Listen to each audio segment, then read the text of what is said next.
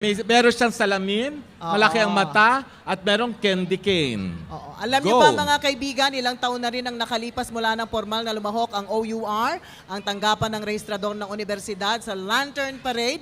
At noong mga nakaraang taon, pumaparada lamang ang mga empleyado ng walang parol. Ngunit, sa pagkakataong ito, kung kailan kailangan ng karagdagang kasiglahan ng Kapaskuhan, ang OUR ay lumahok gamit ang Minions bilang tema. So sabi nga nila, no job is too big for the small people. Mula po sa kanila yan. Sa 6 na seksyon ng OUR. So sila'y kinakatawan ng karaniway hindi napapansin. Akala nyo lang yun. Pero mahalagang minions na tahimik na nagtutulong-tulong sa likod ng eksena, nagtatrabaho tungo sa tagumpay ng kahit anong proyekto, maliit man o malaki. At kahit tambak ang trabaho sa kanilang tanggapan, may pagmamalaki nila na lagi silang tumutugon sa maraming hamong madalas nilang makaharap.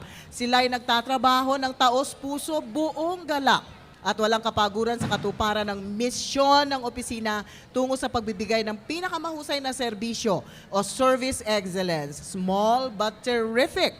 Tunay ngang malayo na ang narating ng Minions bilang kawanihang walang sawang naglilingkod ng mas mabilis at mas epektibo tungo sa pagtugon at pakikilahok sa mga gawaing pang-akademiko, pang-mag-aaral at pang-komunidad ng universidad. Makikita natin ang parol ng OUR ay yari sa inipong bote ng plastic na ginawang alkansyang iaalay sa mga estudyanteng nakaranas ng hagupit ng bagyong Yolanda. Tama! Winner!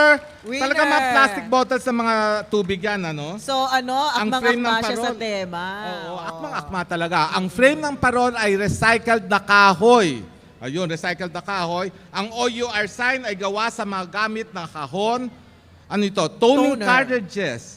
Ang lahat ng mga sombrero na gawang kamay ng mga kawani mula sa mga bagay na sanay itinapon na. Mga lumang papel at dyaryo mula sa opisina. Itong hawak ko gawa sa mga recycled material ito. Tama? Yan, correct. Ang ilaw ng lampara at ang paggamit ng pinaglumaang mga bagay tungo sa bago at makabuluhang layunin ay simbolo ng pag-asa at muling pagbangon na magsisilbing tanglaw at gabay natin sa Kapaskuhang ito mula sa pamunuan ng tanggapan ng rehistrador ng universidad.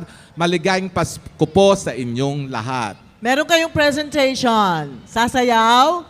Okay, go! Ba ba ba ba na na ba ba ba ba ba na na ba na na na naとガリのポタトリカにマロマニカのキカババババナナキャッチャー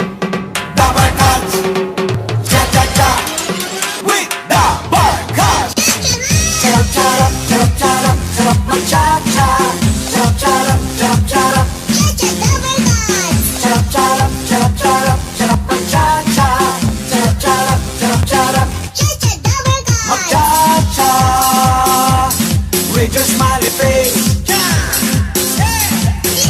Magcha-cha.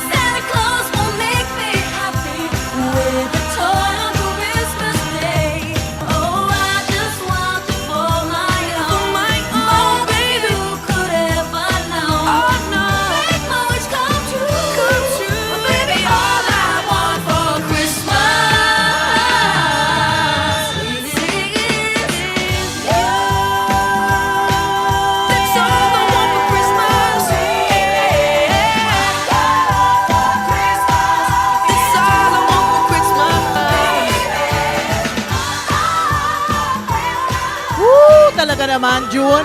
Ang mga taga-university registrar ay halatang energized, Energized. full of energy. Oo, At yan kinarir ay sa talaga. pangunguna ng ating university registrar, si Dr. Evangeline Amor. At napakarami nila sa kanilang contingent. Oo, ang dami ng sa OUR. Oo, ilang linggo kaya nilang pinractice yan. Naaaliw akong mapanood sila kasi parang na-sense ko na nung ginagawa nila yun, each time na magpa-practice sila, parang ang saya-saya nila. Oo naman, di ba? Ayan. Ayan, Okay. ito na ang susunod na pangkat, no? Ay, Mula